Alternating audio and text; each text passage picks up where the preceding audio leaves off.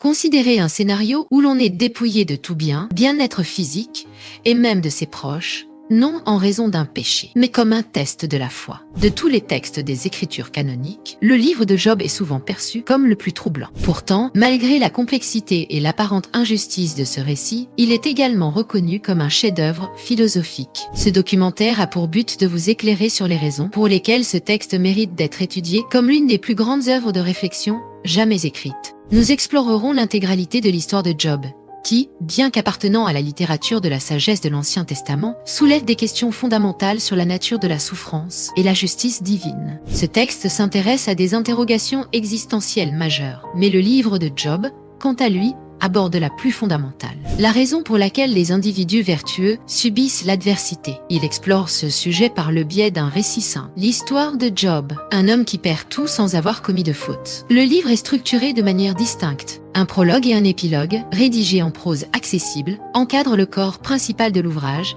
qui consiste en un dialogue en poésie hébraïque complexe entre Job et ses amis. L'apogée de l'œuvre est marquée par une série de discours dans lesquels Dieu s'adresse directement à Job. Cette construction est remarquable, car ces différentes sections semblent parfois en contradiction, ajoutant à la richesse et à la complexité de l'œuvre. Dans la terre d'Oz vivait un homme nommé Job, droit et intègre, craignant Dieu et évitant le mal. Il était l'homme le plus riche de tout l'Orient, possédant d'immenses troupeaux, de nombreux serviteurs, et une grande famille de 7 fils et 3 filles. Job, comblé par la prospérité, vivait dans la bénédiction divine, et chaque jour il offrait des sacrifices pour ses enfants, craignant qu'ils n'aient péché dans leur cœur. Un jour, alors que les fils de Dieu se présentaient devant l'Éternel, Satan vint aussi parmi eux. L'Éternel demanda à Satan s'il avait remarqué son serviteur Job, un homme sans pareil sur la terre. Satan répondit avec cynisme. « Est-ce pour rien que Job craint Dieu? Tu as béni son travail. Tu as mis une haie de protection autour de lui et de tout ce qui lui appartient. Mais touche à ses biens et il te maudira en face. » L'Éternel, acceptant le défi, donna à Satan la permission de s'en prendre à tout ce que Job possédait, à l'exception de sa vie. Satan se retira, et c'est ainsi que commença le calvaire de Job, une épreuve qui mettrait à l'épreuve non seulement sa foi, mais aussi la compréhension même de la justice divine. J'espère que vous passez un bon moment. Nous vous parlons dans cette chaîne de mystères bibliques, de livres canoniques, et interprétons les Écritures. Alors, je vous invite à vous abonner pour nous encourager à produire un contenu de qualité. Eliphaz, l'aîné, ouvre le bal. Il insiste sur l'idée que le malheur ne frappe jamais l'homme innocent. Pour lui, la souffrance de Job ne peut être que la conséquence d'un péché. Est-ce qu'un homme juste a jamais péri ? Demande-t-il. Il exhorte Job à se repentir et à se remettre à Dieu. Job, dans une profonde détresse, répond avec amertume. Il ne cherche pas à se justifier, mais exprime sa souffrance et son incompréhension. Il souhaite la mort pour mettre fin à son calvaire, et il conteste l'idée que sa douleur soit proportionnelle à une faute. Il se sent abandonné par Dieu et accablé par ses amis, qui le jugent sans pitié. Bildad, le deuxième ami, intervient avec une argumentation plus dure. Il accuse les enfants de Job d'avoir péché, et soutient que Job doit être puni pour une faute cachée. Si tu cherches Dieu et implores le Tout-Puissant, il se lèvera pour toi et rendra ta maison florissante, affirme-t-il. Sa position est que Dieu est parfaitement juste, et que la souffrance ne peut être que la conséquence du péché. Job rejette ces arguments. Il insiste sur sa droiture et son intégrité. Il ne comprend pas la logique d'un Dieu qui, tout-puissant, agit de manière si arbitraire et injuste. Il ne parvient pas à trouver de sens à sa souffrance. Sophar, le plus jeune et le plus impétueux des trois, conclut le premier cycle de discours. Il accuse directement Job de péché et de mensonge. Il pense que Job mérite bien plus que ce qu'il endure. « Penses-tu que Dieu est incapable de voir tes fautes ?» lui lance-t-il. Job répond avec ironie. Il leur reproche leur manque d'empathie et leur incapacité à comprendre sa situation. Il sait qu'il est innocent et que la sagesse n'est pas l'apanage de ses amis. Il remet en question la sagesse humaine face à la grandeur de Dieu. Les arguments se répètent et s'intensifient au cours des 2 cycles suivants. Les amis de Job sont de plus en plus frustrés par son obstination à ne pas admettre sa culpabilité, et leurs discours deviennent plus longs et plus agressifs. Eliphaz accuse Job d'impiété, Bildad insiste sur la punition des méchants, et Tsophar disparaît après avoir livré ses dernières accusations. Job, de son côté, s'enfonce dans la perplexité. Il est à la fois désespéré et résolu. Il maintient son innocence et exprime sa foi en un Dieu qui finira par le justifier. Il implore Dieu de lui donner une explication, mais il n'obtient que le silence. Ce long débat est le cœur philosophique du livre. Les amis de Job représentent la sagesse conventionnelle de l'époque, celle qui associe la souffrance au péché. Job, lui, incarne l'incongruité du malheur immérité et la quête d'une réponse qui ne se trouve pas dans les dogmes. C'est à la suite de ce dialogue épuisant que Dieu interviendra finalement, non pas pour donner une explication, mais pour poser des questions à Job. Un personnage inédit fait son entrée dans le récit, un jeune homme du nom d'Élihu. Ayant suivi le dialogue avec une frustration grandissante, il est convaincu qu'il peut réussir là où les amis de Job ont échoué. Bien que son jeune âge ne lui confère pas l'autorité de ses aînés, Élihu soutient une thèse nuancée. La souffrance de Job ne serait pas une sanction pour une faute passée, mais un avertissement divin en prévision d'un péché futur. Il considère que Dieu, par cette épreuve, offre à Job l'opportunité d'apprendre de ses erreurs, avant même de les commettre. L'apparition soudaine d'Élihu dans le texte a toujours intrigué les exégètes. Son absence dans les autres sections du livre, notamment dans le prologue et l'épilogue où Dieu réprimande les amis de Job, a conduit de nombreux chercheurs à penser que ces discours ont pu être insérés après l'achèvement de l'œuvre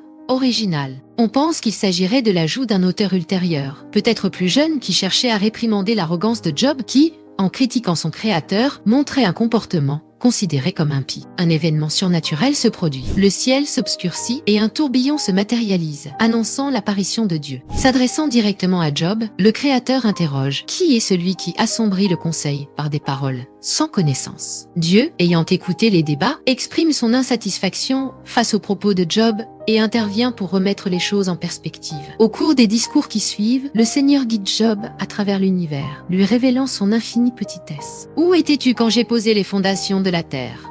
demande-t-il. « As-tu commandé le matin depuis le début de tes jours? Peux-tu lier les chaînes des Pléiades ?» La question est claire.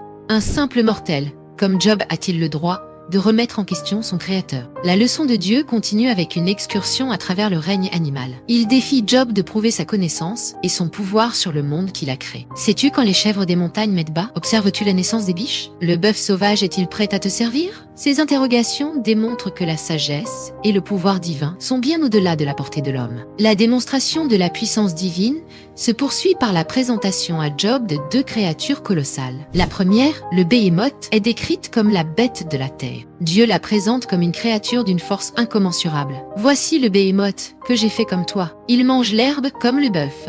Sa force réside dans ses reins, ses os sont des tubes de bronze, et ses membres sont des barres de fer. » Cette description suggère une créature terrestre d'une taille et d'une puissance impressionnante, dont les caractéristiques physiques correspondent à celles d'un hippopotame, selon de nombreux exégètes. Le second animal est le Léviathan, une bête marine terrifiante. Dieu défie Job, soulignant son incapacité à le maîtriser. « Peux-tu tirer le Léviathan avec un hameçon ou lui passer une corde dans la langue? Imposer tes mains sur lui? Souviens-toi de la bataille. Tu ne le referas plus. » La description de cette créature avec ses écailles et ses dents tranchantes conduit les chercheurs à l'identifier à un crocodile, bien que ses caractéristiques mystiques la rendent unique. À travers la description de ces deux bêtes, Dieu montre à Job que s'il ne peut même pas maîtriser ces créatures terrestres et marines, il est encore moins capable de comprendre et de juger le créateur de l'univers. La description du Léviathan dans le livre de Job est à la fois fascinante et potentiellement symbolique. Il est plausible que cette créature mythique, aux caractéristiques terrifiantes, la fumée s'échappant de ses narines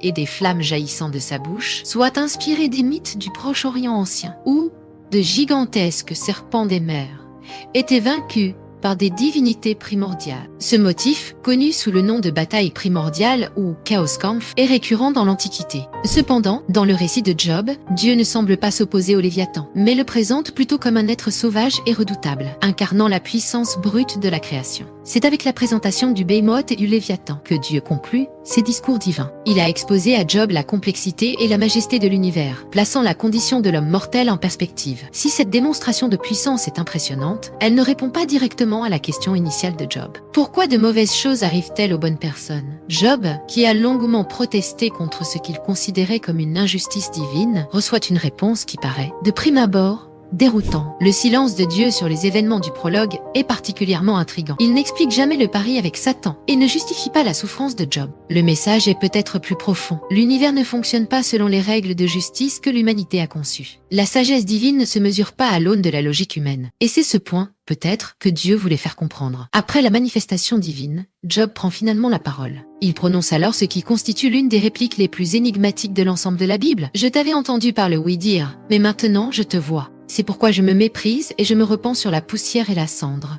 Job semble ainsi reconnaître sa faute et implore le pardon divin, ce qui soulève une problématique majeure. Le problème soulevé ici est que, comme nous l'avons souligné, Job est présenté comme un homme intègre, dont la souffrance ne provient pas de ses péchés, mais du défi lancé par Dieu à Satan. Cette absence de réponse directe de la part de Dieu, couplée aux excuses de Job qui paraissent non justifiées, peut être source de frustration pour le lecteur. Cependant, il est possible que Job ait compris le message fondamental de Dieu, que les voies divines sont inaccessibles à l'entendement humain. Le livre de Job s'achève sur cette conclusion. La partie poétique et dense du texte cède la place à la prose simple, qui avait caractérisé le prologue, marquant ainsi la fin de ce grand débat philosophique. Après l'échange avec Job, Dieu se tourne vers les trois amis, Éliphaz, Bildad et Tsophar, et exprime sa colère. « Ma colère s'est enflammée contre toi et tes deux amis, parce que vous n'avez pas parlé de moi avec droiture, comme l'a fait mon serviteur Job. » Cette déclaration marque une inversion surprenante, car, malgré leur apparente défense de la justice divine, les amis de Job se sont trompés dans leur discours. C'est paradoxalement Job